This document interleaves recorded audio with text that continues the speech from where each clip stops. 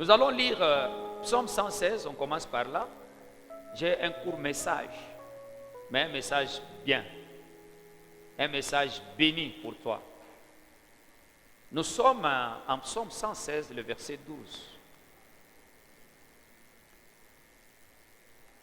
La Bible dit, « Comment rendrai-je à l'Éternel tous ses bienfaits envers moi? Je lèverai la coupe de délivrance et j'invoquerai le nom de l'Éternel. J'accomplirai mes vœux envers l'Éternel en présence de tout son peuple. » Bien-aimés, il y a des questions dans la vie, avant que je puisse entrer en détail, vous donner d'autres textes et conclure en 3 points la pensée de ce matin. Il y a des questions qu'il faut se poser lorsqu'on a marché avec Dieu, lorsqu'on est enfant de Dieu, lorsque on a fait un pas avec Dieu. Il y a des questions qu'il faut se poser. Puisque Dieu, tel que nous le connaissons, tel que décrit sa parole, même si vous souffrez, sachez que dans cette souffrance-là, il y a la main de Dieu. C'est ce qui peut témoigner, par exemple, que tu peux te retrouver en train de souffrir, mais tu ne meurs pas. C'est ce qui peut expliquer le fait que tu n'as pas du travail, mais tes enfants ont étudié et ils ont satisfait. C'est ce qui explique que tu ne prends pas régulièrement les produits, mais tu es en bonne santé. C'est ce qui explique qu'on peut te visiter par les voleurs, mais on ne tue personne chez toi. Soit on entre chez le voisin, mais on n'entre pas chez toi. Ce sont des preuves que Dieu te connaît et il te préserve. Écoutez, Église, tu ne verras pas la grandeur de Dieu que dans ce que tu attends de lui. Regarde bien dans ta vie, tu verras qu'il y a les œuvres de la grandeur de Dieu.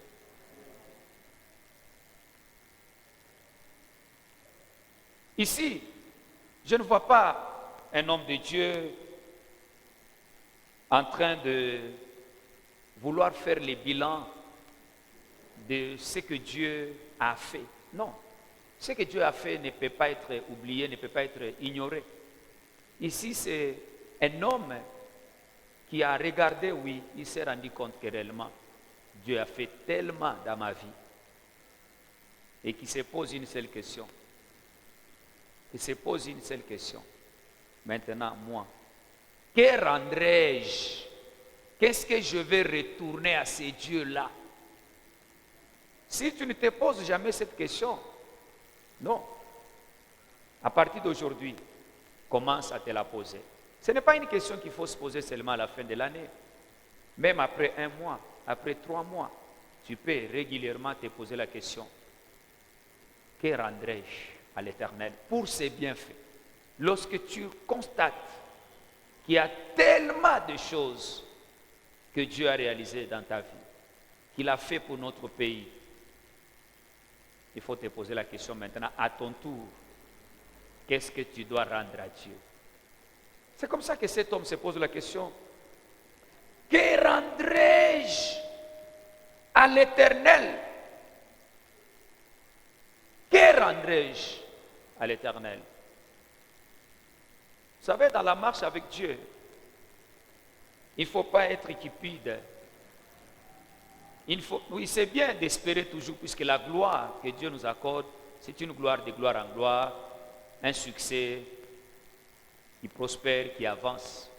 Mais à chaque étape de l'action de Dieu, nous exige une reconnaissance envers ces dieux-là. Par moments, nous avons dans nos églises les gens qui disent merci à Dieu, parfois qui apportent l'action de grâce qu'à la fin de l'année. Dieu ne nous a jamais dit ça.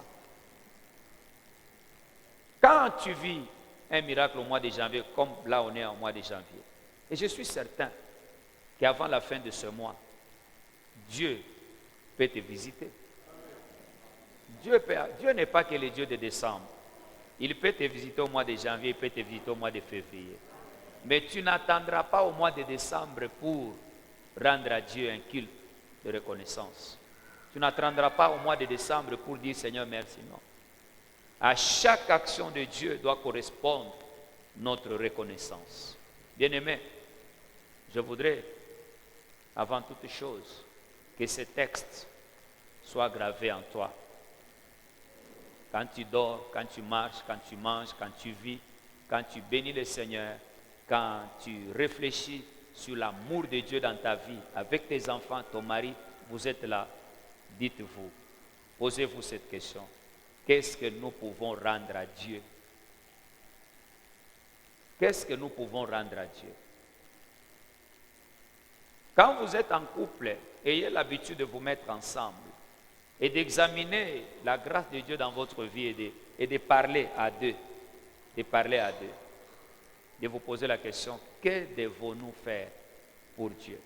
Qu'est-ce que nous pouvons rendre à Dieu pour l'amour qu'il nous a accordé, pour la protection qu'il nous a donnée, la sécurité, les enfants, la protection, le travail, l'argent. Dieu nous a guéris. Qu'est-ce que nous pouvons faire?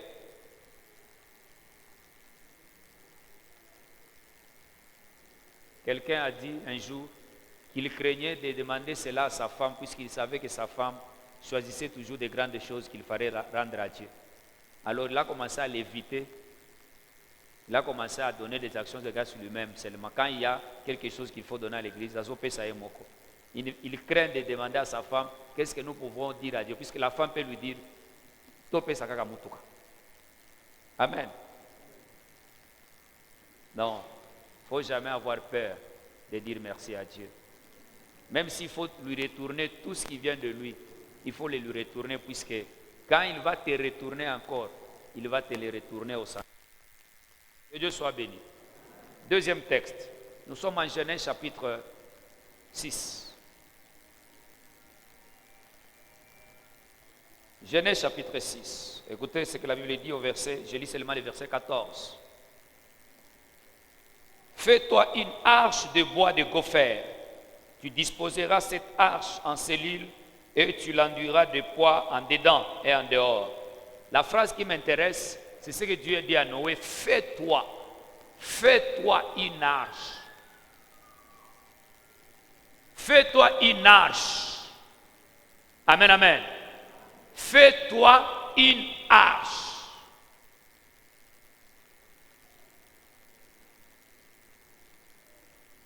Dieu, à cause du mal, avait décidé d'exterminer les gens. Pas seulement les gens, même tous les biens.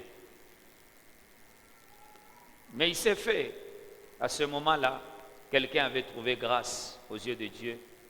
Nous l'appelons Noé. Alléluia. C'est comme ça que Dieu, par sa vision de le sauver, vient instruire Noé de construire l'arche. Et l'arche qu'il construit, il doit la construire selon la vision de Dieu. Dieu en était l'architecte. Tous les détails de l'arche, la grandeur, la hauteur, la longueur, tous les détails, la composition de l'arche à l'intérieur, c'est Dieu qui a donné le plan. Mais il dit à Noé, au lieu de lui dire construis-moi l'arche, mais il dit construis-toi l'arche. Tu as trouvé grâce à mes yeux. Je vais te sauver. Je vais t'épargner. Mais je vais t'instruire. Tu vas te construire l'arche. Si tu la construis, au travers de cette arche, je vais te préserver. Je vais te couvrir. Je vais te garder. Au travers de l'arche. Moi, je vais bien te sauver. Tu as trouvé grâce à mes yeux. Mais je vais te donner un travail. C'est comme la loi de Moïse. Amen, amen. La loi de Moïse n'a pas été donnée par Moïse. C'est la loi de Dieu. Quand nous lisons la Bible avec vous, c'est Dieu qui a appelé Moïse à la montagne. C'est Dieu qui a dit à Moïse d'apporter des pierres. Et même sur des pierres là, ce n'est pas Moïse qui écrivait la loi. Lui a juste apporté des pierres. C'est lui qui écrivait, c'est Dieu. Mais dans la Bible, on ne dit pas la loi de Dieu. On dit beaucoup plus la loi de Moïse. Mais c'est la loi de Dieu. Puisqu'elle a été donnée à Moïse. C'est Moïse qui est parti à la montagne avec des pierres, qui a reçu cette vision d'aller recevoir de Dieu la loi. On l'a écrit. Même Jésus, quand il est venu, Jésus n'a jamais exclu Moïse. Jésus disait toujours la loi. Moïse vous a dit. Moïse vous a dit. Mais quand tu lis la loi, il n'y a pas là où Moïse a ajouté une seule phrase. Tout c'était la loi de l'Éternel. C'est comme ça que Noé, en construisant l'arche, selon les instructions, selon la vision de Dieu, il se construisait lui-même l'arche qui devait les préserver, qui devait les protéger, qui devait être un instrument pour les sauver. Dites amen, je te dis quelque chose. Chaque fois que Dieu t'instruit de faire quelque chose, de travailler sa vision, si tu le fais correctement, cette vision-là devient une arche pour toi. Cette vision devient un instrument qui permet à Dieu de te couvrir, de te bénir et de te préserver. Parce que si Noé n'avait pas construit, avait refusé, avait dit non, moi je ne vais pas construire, moi je suis fatigué, j'ai d'abord beaucoup d'âge, je ne peux pas. Mais il allait périr. Le salut passait par le travail que Dieu lui a donné. Le salut passait par un travail parfait, fait correctement selon la vision de Dieu. C'est l'arche qui est la vision de Dieu, mais que lui devait bâtir et que Dieu devait maintenant utiliser pour les préserver, empêcher à Noé d'être englouti par la pluie, par les eaux. Donc ce que je veux te dire, mon frère et ma soeur, le danger peut arriver. Le danger est déjà arrivé et il pourra venir. Un environnement peut être menacé. Des mauvaises choses peuvent arriver. Des mauvaises prédictions peuvent exister. Mais aussi longtemps que tu es sensible, aussi longtemps que tu regardes Dieu, aussi longtemps que tu écoutes Dieu et tu fais les choses selon sa vision, comme il te le demande, sache, cela va constituer un instrument qui permettra à Dieu de te préserver. Toute la nation devait périr, mais Noé et sa famille devaient être préservés. Mais préservés par quel instrument? Par l'arche. La volonté de Dieu à réaliser, la volonté de Dieu à accomplir. Puisque toi aujourd'hui, Dieu ne te demandera pas de construire l'arche, comme il l'a fait avec Noé. Mais tout ce que Dieu te demande de faire, tout ce que la parole de Dieu te dit de faire, tout ce que Dieu te recommande de faire, si tu le fais correctement, tu laisses le Saint-Esprit te conduire, sache et sache-le bien, cela sera l'arche. Ça sera une arche pour toi.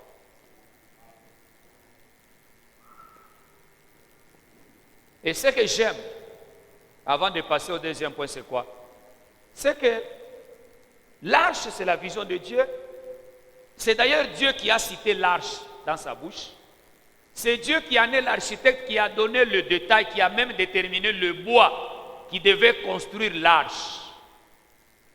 Mais l'arche a porté le nom de l'arche de Noé. On a attaché le nom de Noé à l'arche. Dieu ne peut pas attacher ton nom à ce que tu n'as pas fait. Dieu ne peut pas attacher ton nom à une vie qui n'est pas la tienne. Le nom de Noé a été attaché à l'arche parce qu'il en était le constructeur. Il n'était pas les concepteurs. Non. Il n'était pas l'architecte.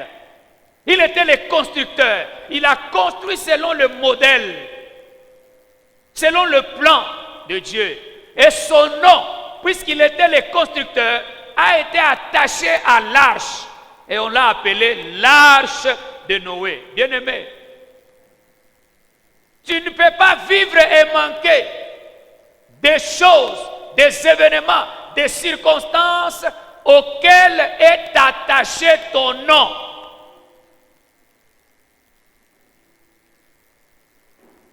Tu dois matérialiser ton nom.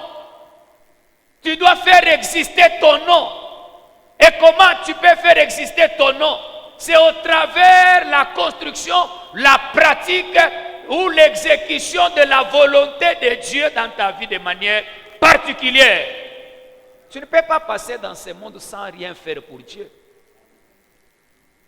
Est-ce que je parle à quelqu'un? Ça fait des années que tu es à l'église, ça fait des années que tu pries. Qu'est-ce que tu as déjà fait pour Dieu? Auquel est attaché ton nom?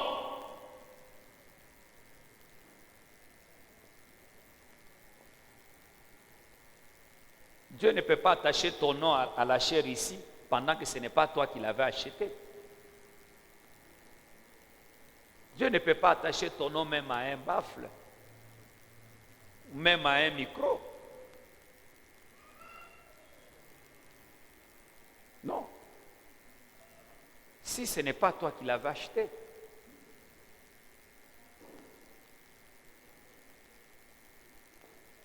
Quelle est l'œuvre que tu as déjà posée ou que tu penses poser pour Dieu? Une œuvre qui va faire exister ton nom dans la présence de Dieu. L'arche, c'était la vision de Dieu. Mais le nom de Noé est resté gravé dans la présence de Dieu, dans l'histoire, puisque Noé en était le constructeur. On ne peut pas dire non, l'arche de celui-là, l'arche de celui-là. Non, c'est l'arche de Noé, puisque c'est Noé qui a construit. C'est Noé qui a construit. Donc tu ne peux pas changer l'histoire. Tu ne peux pas détacher le nom de Noé à l'arche. Il en est le constructeur. Il a payé le prix. Il a payé le temps pour accomplir cela. Quelqu'un dit Amen. C'est bien de prier, d'entrer à l'église, de suivre les hommes de Dieu. Mais par rapport à l'histoire, frères et sœurs, nous devons faire exister notre nom dans la présence de Dieu, dans l'histoire.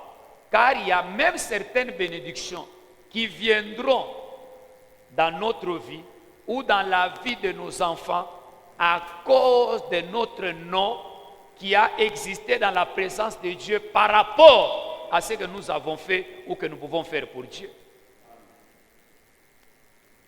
Lorsqu'un nom est présent, acceptez la tautologie dans la présence de Dieu, sachez que ce nom devient une source de souvenirs très puissant pour la délivrance et la bénédiction des générations futures.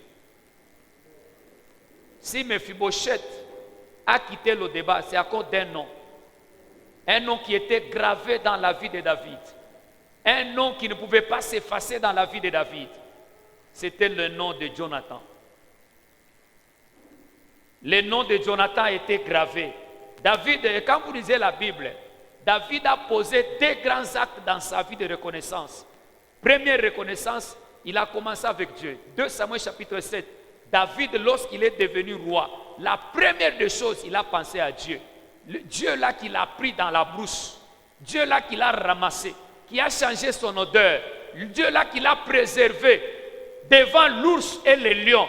C'est Dieu là qui l'a oint pour devenir roi et qui a anéanti tous les ennemis qui voulaient empêcher David de devenir roi. Dieu a dit non, non, non. Et David a dit non, c'est Dieu là mérite ma reconnaissance. C'est ça, lorsqu'il est devenu roi, la première des choses, il a pensé à Dieu. Et il ne pense pas à Dieu en sortant un cantique. Puisque les gens aiment dire merci à Dieu que par la parole. Seigneur, merci. Seigneur, merci. Mais David était un adorateur. David pouvait ce jour-là composer un chant d'adoration terrible. Bénir Dieu par un chant. Il pouvait bénir Dieu par son ministère de chant. Non, là c'était autre chose. Il fallait bénir Dieu matériellement. Il fallait construire la maison de Dieu. Il a pensé. Même si Dieu lui a interdit cela. Mais quand tu lis bien la Bible, Dieu n'a pas refusé. Dieu a accepté la pensée. Et David a préparé. Il a préparé le matériel. Lisez 1er Chronique chapitre 29. David est en train de dire comment il avait même pris son propre or. Sa propre richesse. Il a donné à Salomon pour que la maison de Dieu soit construite. Quelle façon, quelle marque de reconnaissance. Et de cette manière-là, Dieu avait beaucoup aimé. Deuxième type de reconnaissance, c'est la reconnaissance maintenant envers Jonathan. Puisque Jonathan l'avait aidé. Et le nom de Jonathan a été écrit dans la vie de David. Et puisque le nom de Jonathan parlait, le nom de Jonathan était présent, David ne pouvait pas oublier Mephibosheth. Vous savez qu'il y a des lois qui pesaient sur Mephibosheth. Un boiteux ne pouvait pas entrer à Jérusalem, dans la capitale. D'ailleurs, toutes les personnes ou tous les membres de la famille de Jonathan étaient presque morts, au point que David n'en connaissait personne. Vous savez, quand quelqu'un est élevé, au gouvernorat, à présidence, vous allez voir que très souvent, ces gens-là ne restent pas inconnus. Nous finissons par les connaître.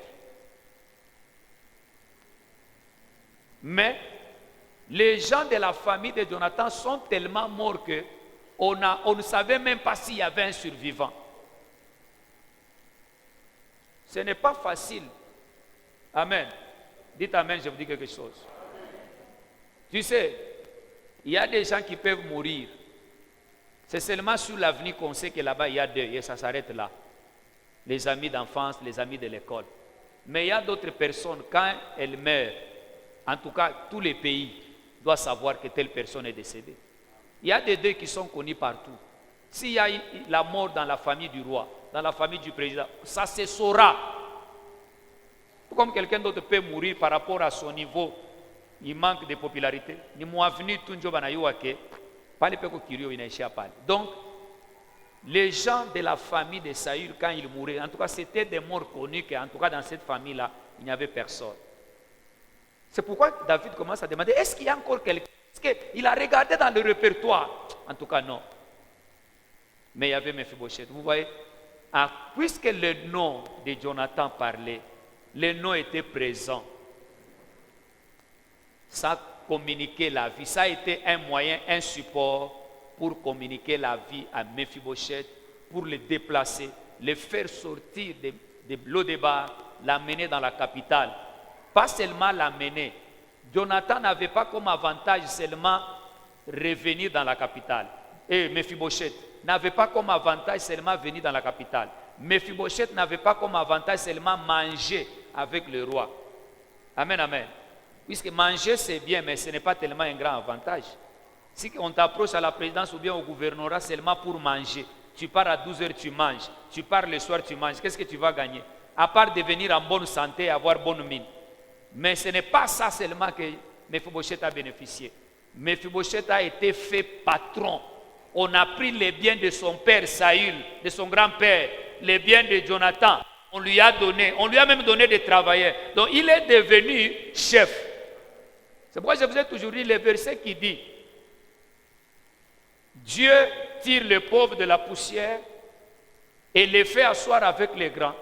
Ce n'est pas que Dieu te prend dans la poussière, il te donne des relations des hommes qui sont élevés, mais toi tu es pauvre. Non, ça ce n'est pas une élévation. Et moi je n'aime pas ce genre d'élévation. Quand nous avons réunion, moi je viens à pied.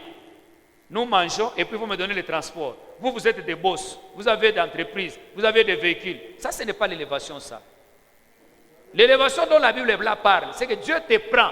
Tu étais pauvre, il te bénit. il t'élève, tu deviens aussi boss. Tu deviens aussi véhiculé, tu as aussi des parcelles. Donc toi aussi, quand on te regarde, on dit le boss c'est là. Maintenant, Dieu te change l'environnement. Il te donne d'autres relations. Ce n'est pas que nous, aux pauvres. Et puis, tu as des relations de riches qui ne te donnent que les manger. Non.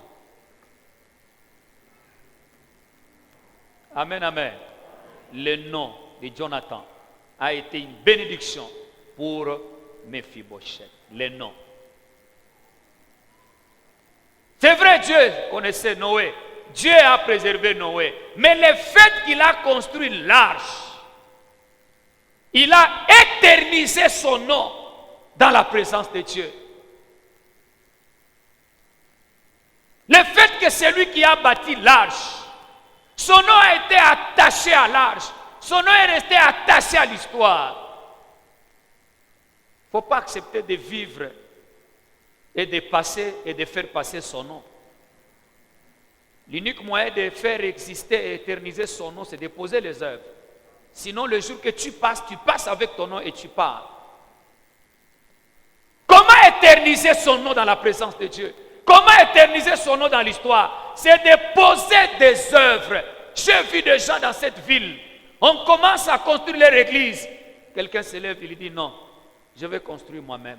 J'ai vu les gens dans les églises. On veut bâtir, on veut mettre les plafonds. Quelqu'un se lève, il dit non, pasteur, moi je ferai ça seul. Il veut éterniser son nom. Il veut marquer l'histoire. Il veut attacher son nom à l'œuvre de Dieu qu'il pose. C'est pourquoi, bien aimé, je voudrais vous conseiller, dans la vie chrétienne, posez des actes collectivement, mais posez aussi des actes individuellement. Lorsque les gens meurent ensemble, collectivement, et qu'on les enterre à un endroit, on va mettre sur la tombe le nom de qui?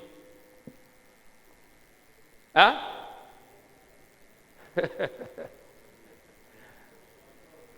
Hein? Fosse commune. Soit, si c'est un petit nombre, on peut reprendre le nom là-bas, mais il n'y a pas le nom d'un individu. Amen, amen. Mais si c'est un individu qui meurt, le nom, la tombe est représentée par le nom de quelqu'un. Amen, amen. Bien aimé, entrer dans le collectif, c'est une bonne chose, mais travailler individuellement, poser des œuvres individuellement. Cette année 2021, soit un homme, une femme, en dehors du travail collectif, pose des œuvres de manière individuelle, pose des œuvres. Réfléchis, regarde, laisse le Saint-Esprit te conduire, puisque l'œuvre de Dieu ne finit jamais. L'œuvre de Dieu ne finit jamais. Ne pensez pas que puisque nous sommes à la fin de la construction, que l'œuvre de Dieu va s'arrêter là-bas. Non. Les prophètes qui viennent ici, en dehors de tout ce que Dieu vous dit, il vous dit qu'on aura une chaîne de télévision. On vous dit qu'on aura des chaînes de radio. On vous dit que non, on nous voit s'épanouir à gauche. Ça veut dire acheter à gauche. On nous voit s'épanouir à droite. Donc on nous voit acheter aussi à droite. Oh, amen, amen. Mais devant, c'est pas seulement puisqu'il y a la route de l'État là-bas. Sinon, si c'était possible, on allait même acheter, même dans l'espace, on construit l'étage là-bas. Ça veut dire la vision, ça ne s'arrête pas. C'est pour ça que, d'ailleurs, vous devez savoir ceci. Lorsque Dieu prophétise, par exemple, dans un culte, il vous dit, vous allez agrandir l'église, vous allez acheter de ce côté. En d'autres termes, il veut vous dire quoi? En d'autres termes, Dieu vous donne déjà la vision.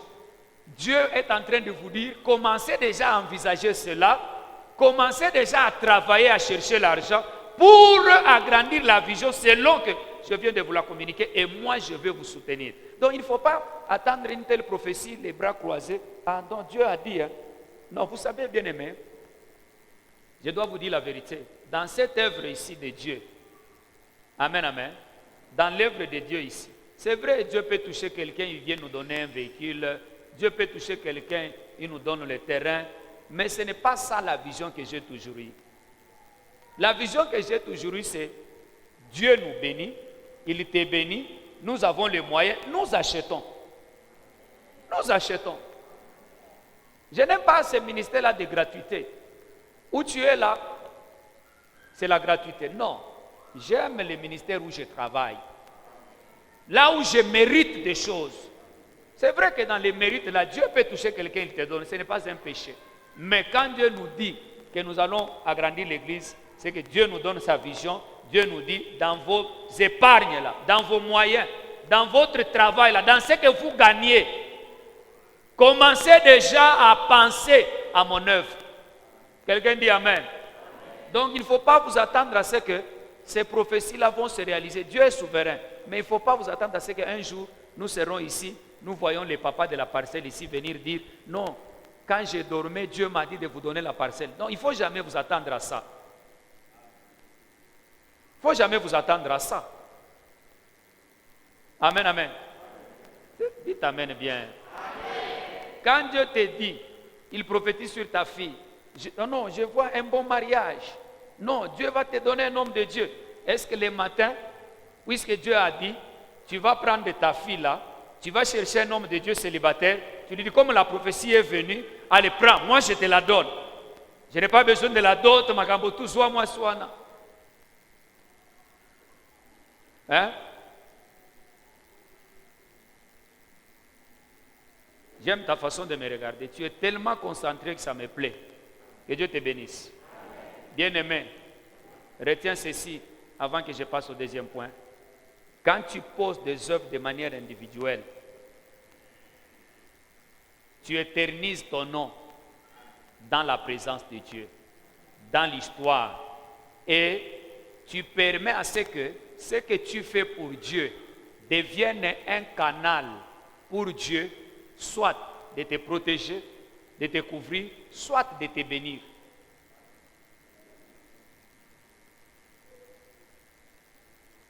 Amen. Soit de te bénir. Quand Dieu bénit Abraham sur la montagne de Moridja, Dieu a dit quoi? Dieu a dit à Abraham, puisque tu ne m'as pas refusé. Donc là, il reconnaît l'œuvre de quelqu'un. Là, il reconnaît l'œuvre, il reconnaît le travail, il reconnaît qu'Abraham a fait quelque chose. Puisque tu ne m'as pas refusé, moi aussi. Tu vois, quand Élie commence à prier pour la résurrection du fils de la femme, la veuve de Sérepte, mais dans la prière, Élie a cité l'œuvre de cette femme. Élie n'a pas cité, oh, je suis un homme de Dieu, comment tu peux me laisser, comment tu peux permettre la maladie d'entrer ici? Oui, Dieu a laissé la maladie entrer. Mais l'enfant là de la femme, l'enfant qu'on est en train de ressusciter, sa mère a posé des œuvres. Il y a des œuvres qui partent dans la présence de Dieu. C'est pourquoi Élie a dit, cette femme qui m'a gardé. Donc il pouvait dire, cette femme qui t'a servi. Qui t'a servi. Cette femme t'a servi. Cette femme m'a nourri. Cette femme a fait quelque chose. Et tu vas laisser son enfant mourir. Vous voyez, Élie rappelle à Dieu l'œuvre de la femme. Amen, amen. Élie rappelle à Dieu l'œuvre de la femme. Bien-aimé dans le Seigneur, tu peux vivre. Et je te demande de ne pas vivre et passer comme les vents. Ne passe pas comme les vents. Ne passe pas comme un bateau sur la mer, puisqu'il ne laisse pas de traces.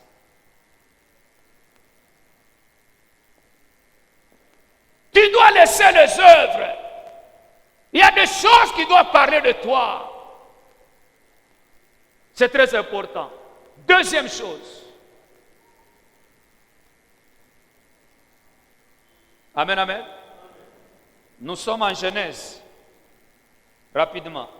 Je suis bientôt là, je vais finir.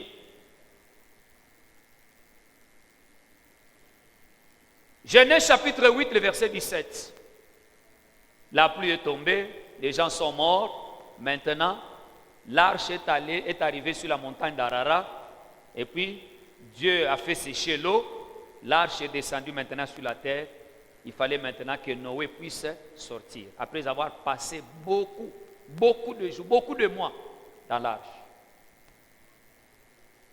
La Bible dit, C'est Dieu qui parle à Noé. Fais sortir avec toi tous les animaux de toute chair qui sont avec toi, tant les oiseaux que les bétails, et tous les reptiles qui rampent sur la terre, qu'ils se répandent sur la terre, qu'ils soient féconds et multiplient sur la terre. Et Noé sortit avec ses fils, sa femme et les femmes de ses fils, tous les animaux, tous les reptiles, ainsi de suite. Je saute, je lis le verset 20. Noé bâtit un autel à l'Éternel. Il prit de toutes les bêtes pures et de tous les oiseaux purs, et il offrit des holocaustes sur l'autel. Dites Amen. En plus de l'arche, qui était un grand travail, qui lui a pris beaucoup de temps, qui lui a pris l'énergie, mais l'arche a servi à les couvrir. L'arche a servi à les protéger. Les gens étaient morts. Même les animaux morts. L'arche a servi non seulement de les couvrir, mais l'arche a servi également de le préserver. Puisque pour lui, la vie devait continuer.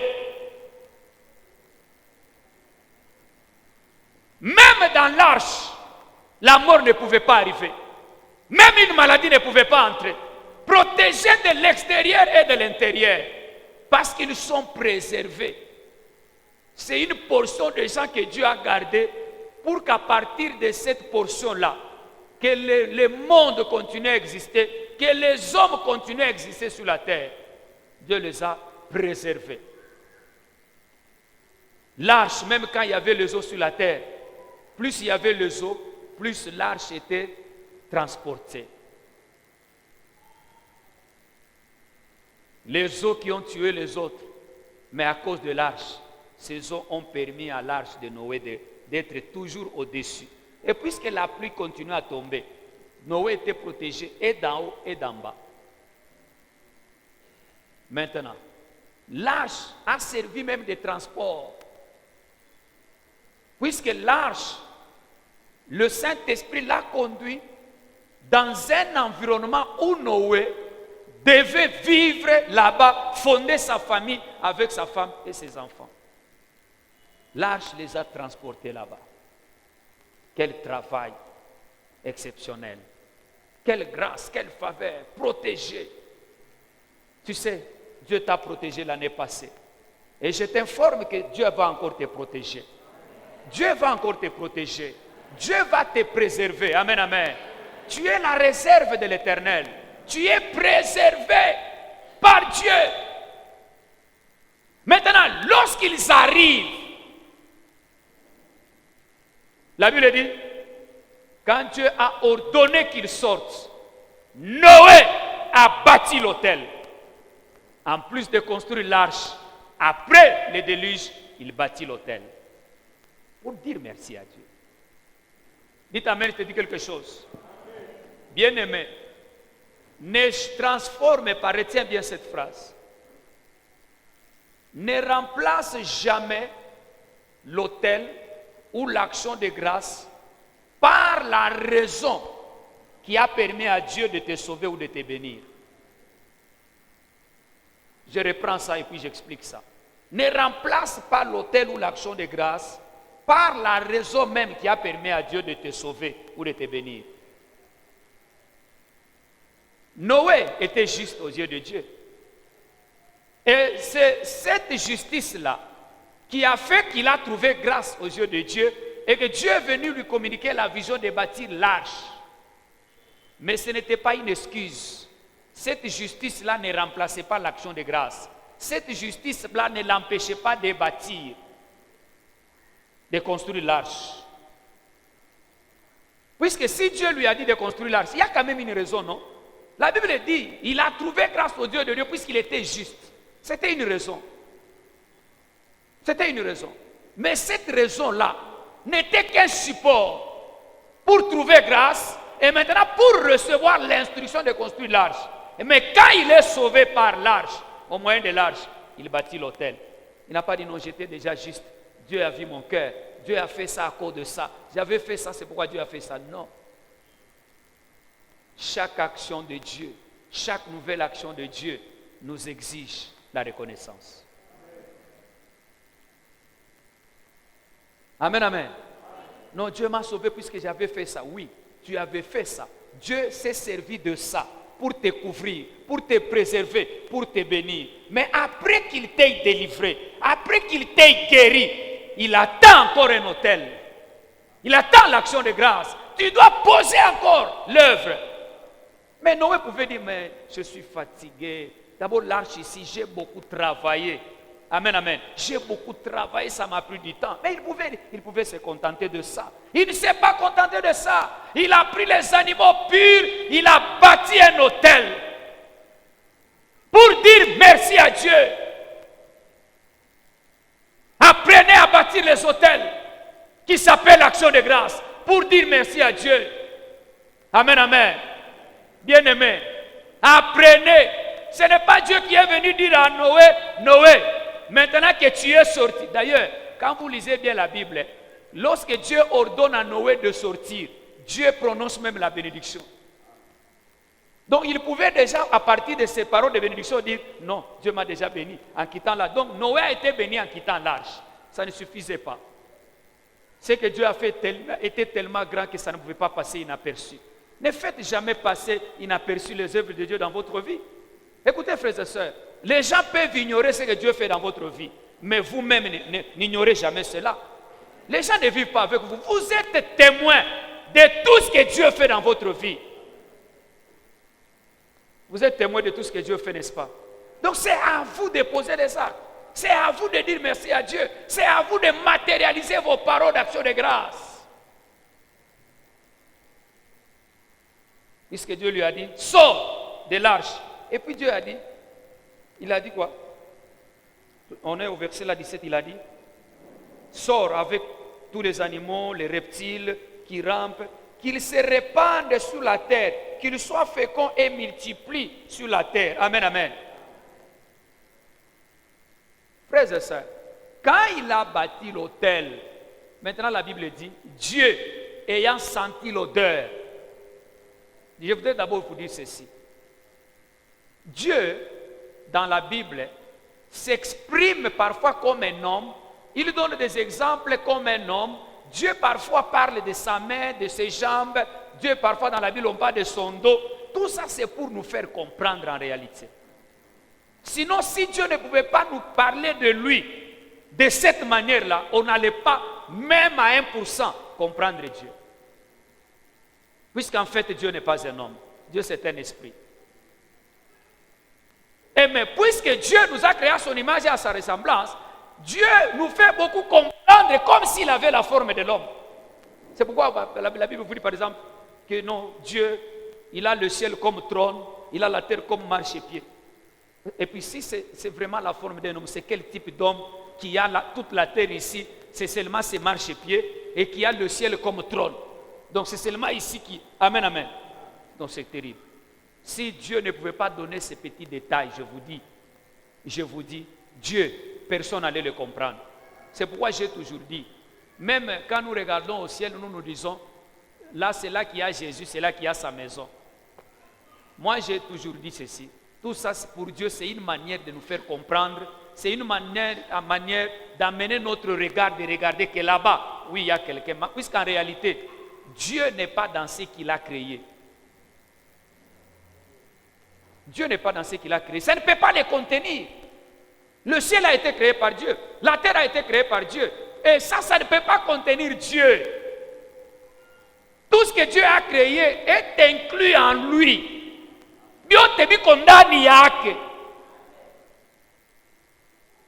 Dieu n'est pas comme toi. Toi, tu peux construire une maison et habiter dans ta maison. Mais ton esprit est plus grand que ta maison, puisque la maison là est sortie de ton esprit. Mais c'est ton corps qui vit dans la maison. Dieu est tellement grand qu'il a créé le ciel, oui, qu'il peut même habiter le ciel. Mais son esprit est grand plus que le ciel. Amen, amen. Il a bâti l'autel. La Bible dit, quand il a construit, il a offert, Dieu a senti une bonne odeur. C'est par là que je voulais vous dire, Dieu n'a pas l'odorat. Dieu n'est pas comme toi pour sentir l'odeur. C'est seulement une manière que nous puissions comprendre que Dieu, oui, avait agréé. Dieu avait agréé l'acte de Noé. Alléluia. Amen, amen. Amen, amen. C'est seulement une manière de nous faire comprendre que oui, Dieu s'est mis comme dans la peau d'un homme. Il a senti que c'était bon. Il a senti que c'était agréable. Dieu a agréé. Laissez-moi vous dire. La joie que Dieu avait d'agréer cette offrande, ce n'est pas le fait qu'on lui a donné seulement les animaux purs. Ce n'est pas le fait qu'on lui a donné les animaux qu'on a offerts. Puisque tous ces animaux-là appartenaient à Dieu. Tous ces animaux-là, c'est Dieu qui a dit à Noé de les faire entrer dans l'arche. La Bible dit, amen, amen. La Bible dit ceci. Nous donnons à Dieu ce que nous avons reçu de lui. À quel moment ça a de la valeur? C'est si nous sommes reconnaissants envers Dieu que nous avons un bon cœur et que nous faisons ces œuvres pour Dieu. Ces choses ont de la valeur. Si je te donne ma ceinture, et puis le jour de mon anniversaire, tu viens me l'offrir comme cadeau, est-ce que tu as fait quelque chose d'important? Tu m'as retourné ce que je t'ai donné. C'est comme ça que David a compris que tout ce que nous donnons à Dieu vient de lui. Si nous les donnons avec un bon cœur et en y attachant la valeur que nous donnons à Dieu, Dieu va agréer cela. C'est comme ça que quand il bâtit l'autel, il offre les animaux, Dieu sentit l'odeur. En d'autres termes, Dieu était content. Dieu a vu le cœur de cet homme. Dieu a vu l'offrande de cet homme. Amen. Et quand vous lisez la Bible, Dieu les a bénis. Dites amen. Dieu les a bénis. Et quand vous lisez les paroles de bénédiction que Dieu a sorties de sa bouche, ce sont les mêmes paroles qu'il a prononcées sur Adam et Ève. Puisque pendant que Dieu bénissait Adam et Ève, ils n'avaient pas d'enfants.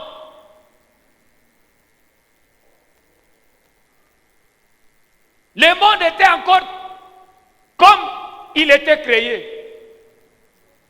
C'est les paroles la sortie de la bouche de Dieu qui a communiqué à l'homme et à toute la nature la puissance maintenant de la productivité.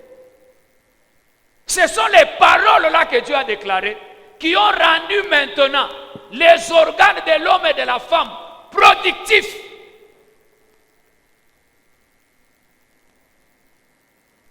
Et c'est à partir de ce moment-là qu'ils ont commencé à mettre au monde, ils ont commencé à gérer et à tout faire. Mais même ici, dans la Bible dit que dans l'âge de Noé, il y avait 8 personnes. Il y avait Noé, il y avait sa femme, il y avait ses 3 enfants et leurs femmes. Les enfants de Noé n'avaient pas encore fait d'enfants. C'est pourquoi ils étaient 8. 3 enfants et leurs femmes, ça fait 6, plus Noé et sa femme. Même pas les frères de Noé, aucun frère, aucune petite sœur, personne, même pas les amis. C'était l'arche, c'était les salis d'une famille. Amen, amen. Mais lorsque Dieu les bénit, la Bible dit Dieu les bénit. Dieu a prononcé des bénédictions après les déluges, non seulement après les déluges, après que Noé et sa famille aient bâti l'autel. Les gens cherchent des bénédictions, mais sans support spirituel pour recevoir soit les paroles de Dieu, soit vivre leur exécution. Amen, amen. Quand vous manquez un support, si David a été loin pour combattre Goliath, c'est parce que en face de ses ennemis, c'est parce qu'en présence des enfants d'Israël qui craignaient, il a été reconnaissant envers Dieu. Il a élevé le nom de Dieu. Il a reconnu bibliquement que Dieu l'avait délivré dans des combats extraordinaires. Votre autel doit être un acte qui parle à Dieu. Et oui, tu m'as sauvé. tu m'as gardé. Amen, amen. Je vous ai toujours dit, quand j'invite, ou si nous invitons le docteur Foura, le docteur Philippe et les autres qui sont dans la salle, de nous expliquer les choses qu'ils voient à l'hôpital, vous allez vous rendre compte, bien aimé, que même bouger la main ici, c'est la faveur de Dieu. C'est la faveur de Dieu. Il y a des gens qui vous font la prière pour que Dieu lui donne la force de prendre même 3 cuillères de bouillie. Prière. Mais tellement que nous sommes bien, nous marchons. Amen, amen. C'est pourquoi les hommes comme les docteurs ici, et en tout cas, ils sont obligatoirement obligés, acceptez ça, ils sont obligatoirement obligés de grandir dans les choses de Dieu. Parce que ce sont des enfants qui sont intelligents.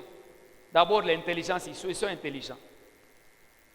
Mais ce qu'ils voient à l'hôpital, ça leur démontre que Dieu est au-dessus de leur intelligence. Puisqu'il y a des moments, ils nous témoignent ça. Ils traitent un malade et puis un moment, ils prient même pour les malades. Parce qu'ils comprennent que ça, c'est un danger. Il faut la prière. Alléluia. Bien-aimés dans le Seigneur. Psaume 116, verset 12 dit, « Que rendrai-je à l'Éternel pour ses bienfaits? Que rendrai-je à l'Éternel pour ses bienfaits? Que rendrai-je? Tamfanisia Mungu nini juu ya vizuri yake?"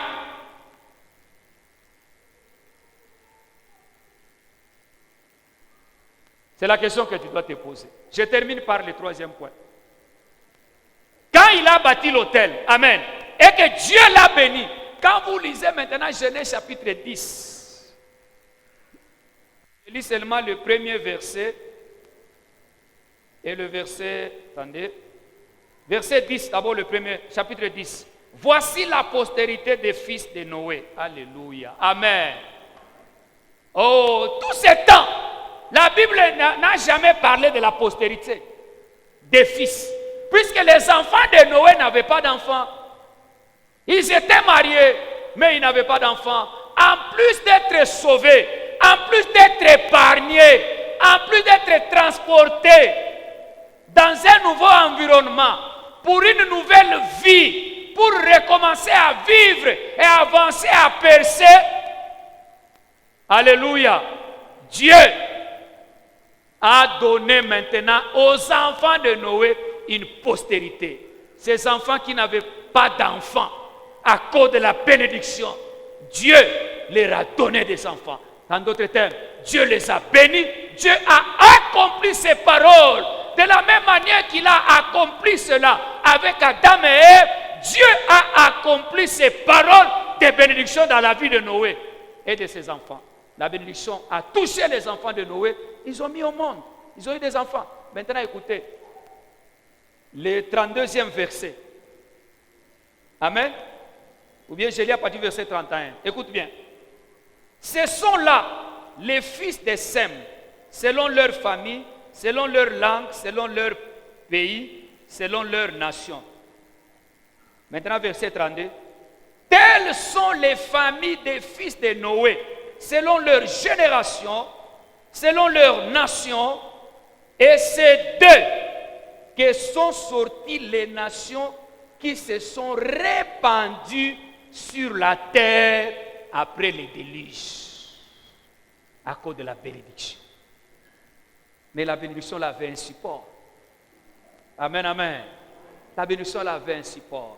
Dieu les a bénis. C'est pour cela, pourvu qu'ils avaient reçu les voices que j'ai envoyées dans les groupes WhatsApp de l'église, j'ai libéré là-bas une parole que j'ai sentie dans mon esprit avant-hier que j'ai prié. C'était de déclarer, si pas sur tout le monde, mais au moins sur chacun, celui qui fait l'œuvre de Dieu, celui que Dieu a préservé, celui que Dieu a gardé, celui que Dieu a voulu le faire vivre cette année. J'ai senti dans mon esprit une parole qui me disait de lui dire que cette année sera pour lui une année de réussite remarquable. Que Dieu te bénisse, toi qui as dit Amen. Une année de réussite remarquable. Vous savez, il y a des réussites, tu peux réussir, mais ce n'est pas remarquable. Tu peux réussir, c'est toi-même qui sais que oui, Dieu a fait ça, Dieu a fait ça. Ce n'est pas remarquable. Amen, amen. Mais il y a des réussites dans la vie, comme celle de Noé, comme celle d'Isaac, et celle que Dieu fera dans ta vie, des réussites remarquables.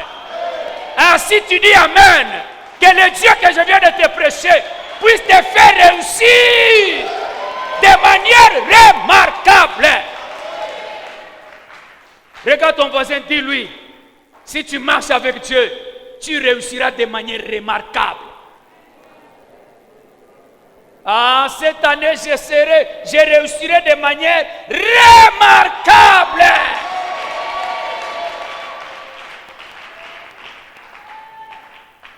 Une bénédiction comme une grossesse. Tu vois la grossesse, même si tu la caches comment, même si tu portes une ceinture là qui te serre, amen, amen, rien. Alléluia, rien. La puissance de la grossesse fera pousser le ventre. Que tu le veuilles ou non, ça va pousser. Amen, amen. Quand Dieu a béni Élisabeth, dans la honte, elle a caché la grossesse. Plus elle cachait, plus la grossesse allait comme ça. Alléluia.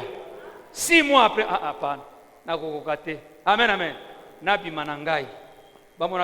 Maman moko ya koko. Amen, amen. Bien aimé, quand Dieu veut te bénir de manière remarquable, tu peux cacher la bénédiction, elle sera remarquable. Tu peux l'enterrer, elle sera remarquable. Même par le teint, tu seras remarquable. Même par la taille, même par la bonne mine, même, bien aimé, la bénédiction cette année sera remarquable. Je te prophétise ce matin, cette année, Dieu te bénira de manière remarquable.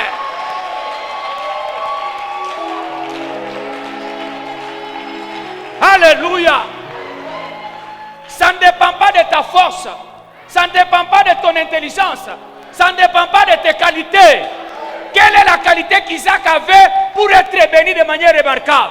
La qualité c'est Dieu, la force c'est Dieu, le moyen c'est Dieu, la force c'est Dieu.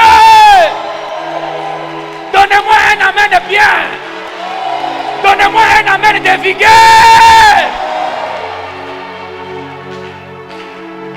Le Dieu de mon père Zacharie, cette année te bénira de manière remarquable. La Bible déclare, plus les enfants d'Israël étaient combattus, plus on les accablait, plus ils s'y multipliaient. Plus tu seras combattu, plus tu seras béni. Cette année, plus tu seras combattu, plus tu seras béni. Plus tu seras rabaissé, plus tu seras élevé. Plus tu seras étouffé, plus tu vas t'épanouir. Ya. Alléluia. Alléluia. Amen, amen. Je termine en disant ceci. Dieu qui a instruit Noé, et Noé a compris cela, il a bâti l'autel, il a construit d'abord l'arche qui porte son nom. Et quand Dieu l'a sauvé après le déluge, il a offert, il a pris maintenant de ce qui était dans l'arche, il a offert à Dieu. Écoutez, frères et sœurs, ne cherche pas ailleurs ce que tu dois donner à Dieu. Tu as ça dans ta maison. Yeah. Ne cherchez pas ça ailleurs. Vous savez, il y a des bénédictions parfois que vous ne provoquez pas, puisque vous voulez seulement trouver ailleurs. Tu as l'argent dans la maison, mais tu attends une gratification quelque part. Tu attends que l'oncle t'avoue. Il y a des moments où on ne donne pas à Dieu ce qui vient de l'oncle. Il y a des moments où on donne à Dieu ce qui ne vient pas de la tante. On donne à Dieu ce qu'on a, puisqu'on a un destin et on doit le provoquer.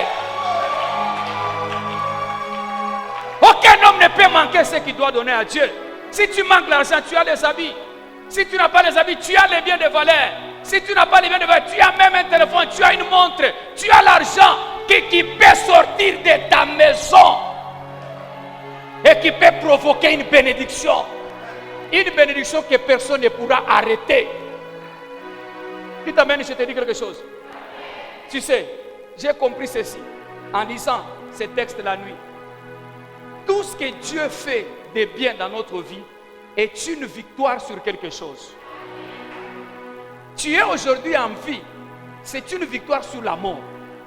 Même si Dieu ne te dit pas, mais le fait que tu es en vie, c'est une victoire sur la mort. Le fait que Noé était vivant dans le déluge, dans l'arche après le déluge, il a compris que c'était une délivrance contre la mort. Quand Dieu te donne un travail, c'est une délivrance contre le chômage. C'est ça. Tout ce que Dieu fait est une délivrance. C'est une victoire. Alléluia. Je voudrais déclarer, avant que nous puissions offrir à Dieu, je voudrais déclarer sur quelqu'un ce matin. Je sens en moi cette autorité spirituelle, ce pouvoir de me décharger sur toi. Des bonnes paroles qui vont t'accompagner, des bonnes paroles qui vont t'appuyer, des bonnes paroles qui vont te soulever, des bonnes paroles qui vont te connecter, des bonnes paroles qui vont t'introduire dans la bénédiction.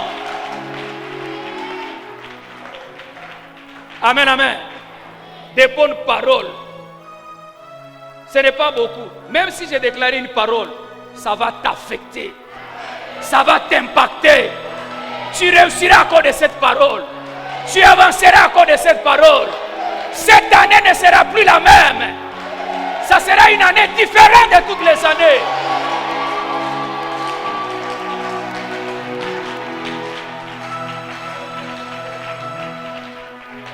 Psaume chapitre 23, le verset 4, la Bible dit: tu dresses une table en face de mes adversaires. Amen, amen. Tes ennemis ne mourront pas. Ça, je le déclare. Tes ennemis ne mourront pas. Dieu va les laisser vivants, afin qu'ils voient comment Dieu va dresser une table.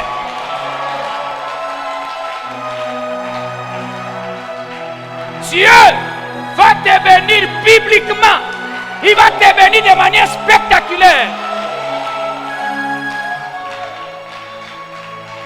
Écoute, on ne reçoit pas la bénédiction assis. On ne reçoit jamais la bénédiction assis. Ça, c'est la vie de Dieu que je te communique. Dieu va te bénir spectaculairement. Dieu va te bénir bibliquement.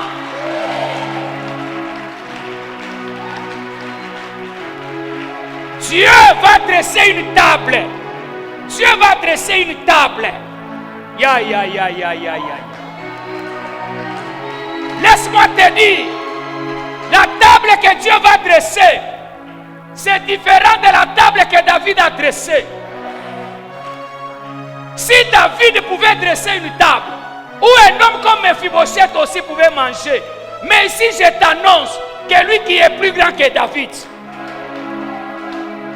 à la table de Dieu tu mangeras, même si tu ne méritais pas, même si tu étais le dernier. Cette année, Dieu va dresser une table.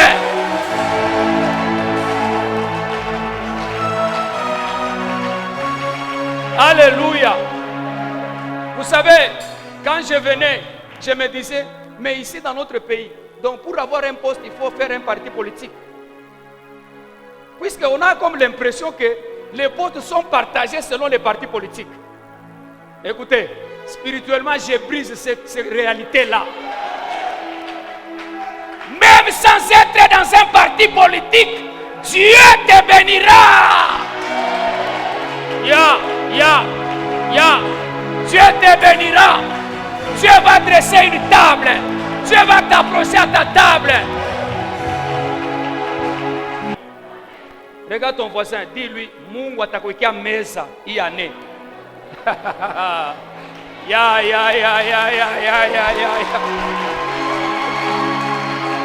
Mungu ataweka meza. Quand Dieu va dresser la table, premièrement, il va oindre ta tête. Dieu va t'équiper spirituellement. Dieu va t'ajouter sa dimension divine. Dieu va t'ajouter sa capacité. Dieu va te oindre.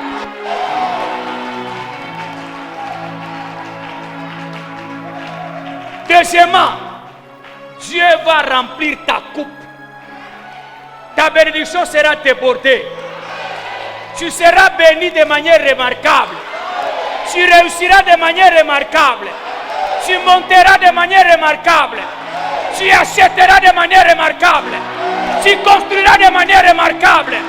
Tu épouseras de manière remarquable. Tu avanceras de manière remarquable. Au nom de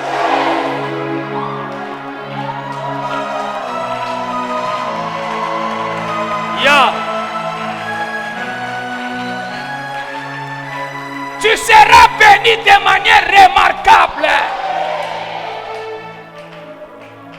Ça va commencer au mois de janvier. Ça va s'augmenter au mois de février. Ça va s'aggraver au mois de mars. Ça va exploser au mois d'avril.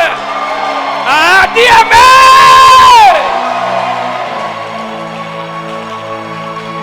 Si tu dis Amen, si tu crois, les 4 mois ici, la bénédiction va exploser dans ta vie.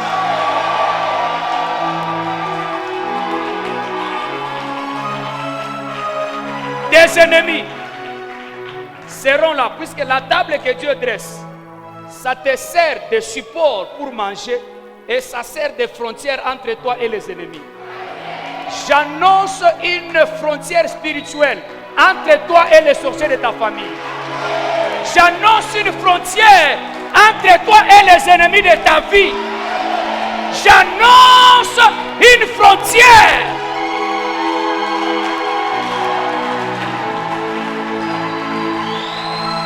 Amen. La Bible dit, ils te feront la guerre. Tu peux ajouter? Mais moi j'ajoute ceci par rapport à ce texte.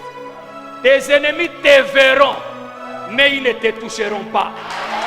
Parce que Dieu a établi une frontière. Ils te verront, mais ils ne te toucheront pas. Parce que Dieu a établi sa frontière. Et pour terminer,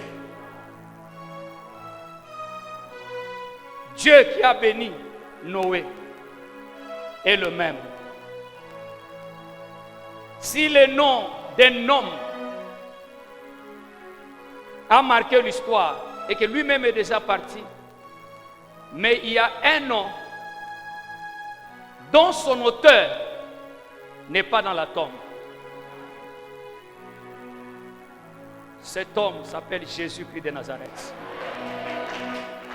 Si les noms des hommes sur la terre produisent des effets, si quelqu'un peut être béni, si on peut donner un ministère à quelqu'un, puisqu'il est de la famille de tel, puisque son père avait servi le pays et qu'il est déjà mort, si les noms des morts peuvent être influents pour amener déjà la bénédiction, à combien plus forte raison le nom de celui qui n'est pas mort?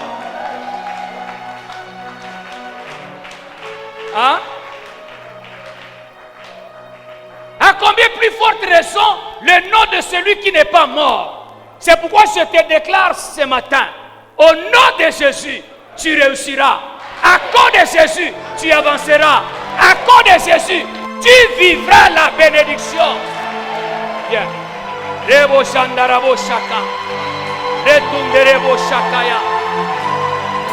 Rebo Shantaya Bosha. Acclamons le Seigneur. Acclamons Jésus. Rebo Shantaya Boshaka. Resunderebo Shaka. Resoketaya Bosa. Libeta de Caporera. Libeta Boshaka.